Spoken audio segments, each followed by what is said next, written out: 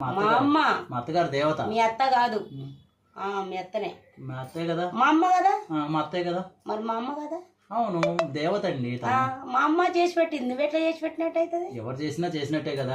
ఉంగరాలు ఎంత కష్టంలో కూడా సంపాదించి నువ్వు తెస్తే అది ప్రేమ.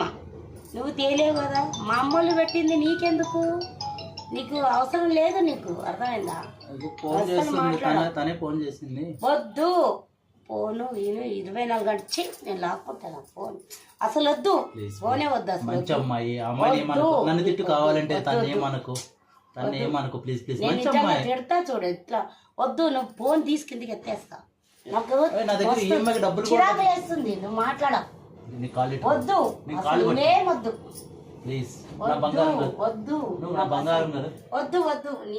పేమెంట్ అంతా వద్దు. నువ్వు ఈ మాటలు చెప్పి చెప్పి చాలా ఎక్కువ అయింది. చాలు.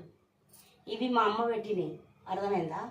ఇవన్నీ ఏమైనా చేపిస్తే మా అమ్మ చేపిస్తుంది. మా అమ్మ చూస్తుంది, నువ్వు చూస్తలేవు కదా. నువ్వు అసలు ఇంటి బాధ్యత పట్టుకుంటలేవు కాబట్టి ఫోన్ తీసుకున్నావు. ఇప్పటి నుంచి అది చెయ్యాలి, నేనే మాట్లాడతాను. వద్దు, నా కాళ్ళు ఎందుకు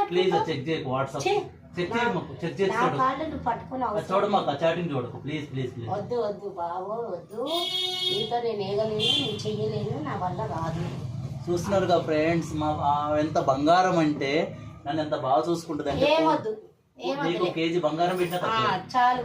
అంత చాలు అబ్బా, చాలా చెప్పినవి అన్నీ నేను. నా పెద్ద నెత్తి ఖరాబ్ అవుతుంది. చూస్తున్నారు కదా ఫ్రెండ్స్, ఎంత మంచిదంటే ఒక దేవత దొరికింది నాకు. నన్ను ఎంత బాగా చూసుకుంటది అంటే రోజు పావు కేజీ పంచదార, పావు కేజీ బెల్లం అన్ని తెచ్చి నాకు ఏం చేసి పప్పు చెక్క చేసింది అనమాట. ఎందుకంటే నాకు స్వీట్ అంటే ఇష్టం అని.